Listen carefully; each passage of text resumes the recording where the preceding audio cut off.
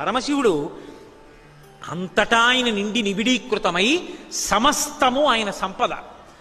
ఆయనదైనవన్నీ కూడా తనని ఆశ్రయించినటువంటి భక్తులకు ఇచ్చేస్తాడు.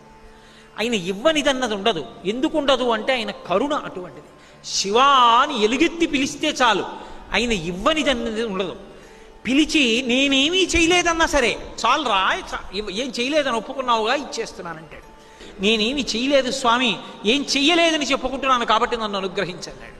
ఆయన కన్నులోంచి కారుణ్యము వర్షిస్తూ ఉంటుంది. ఒరే నన్ను ఎవడు పిలుస్తాడా రక్షించాలని చూస్తూ ఉంటాడు.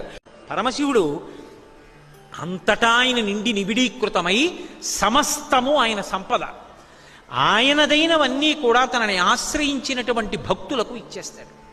ఆయన ఇవ్వనిదన్నది ఉండదు. ఎందుకు ఉండదు అంటే ఆయన కరుణ అటువంటిది.